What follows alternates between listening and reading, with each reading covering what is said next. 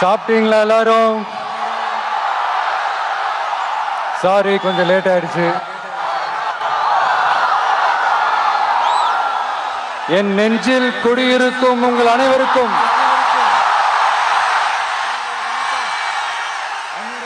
என்னுடைய வணக்கம்.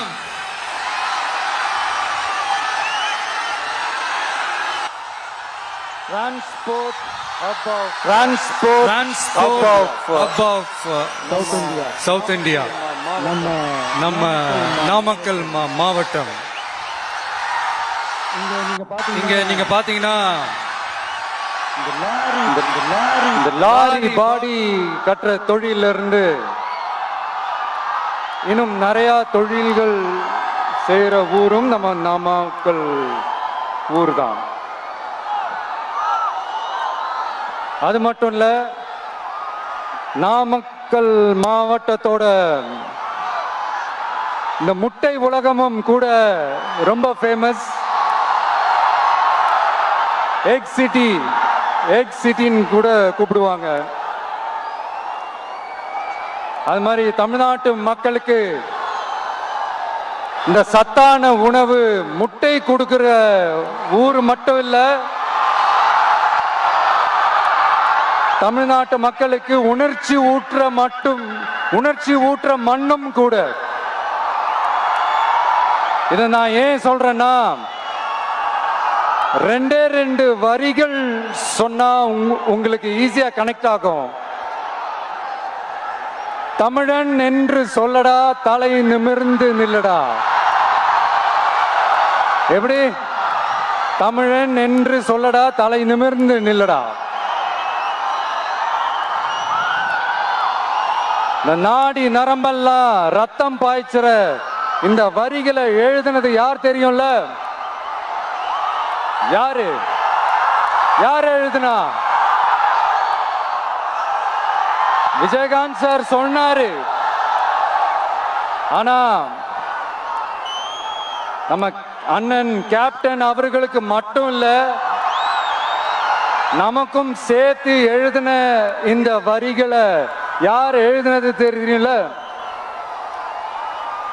நாமக்கல் மாவட்டத்தை சேர்ந்த மேகனூர்ல பிறந்த நாமக்கல் கவிஞர்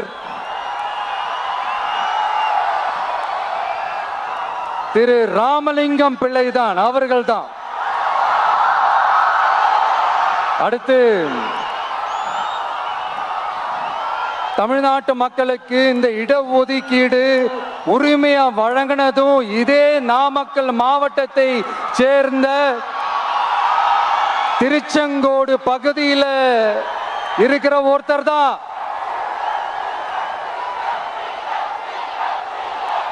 நம்ம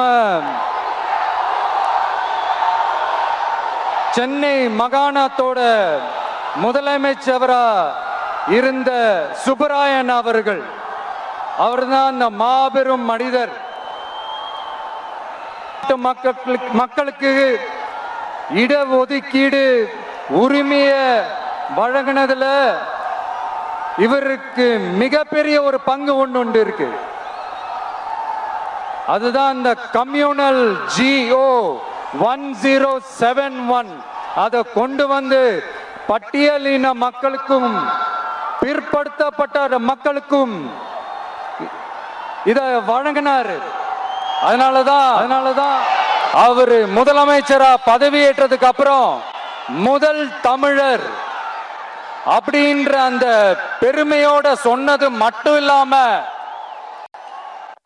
இதே நாமக்கல்ல அவருக்காக ஒரு மணிமண்டபம் கட்டுவோம்னு வாக்குறுதி நம்பர் 456 கொடுத்தது யாரு?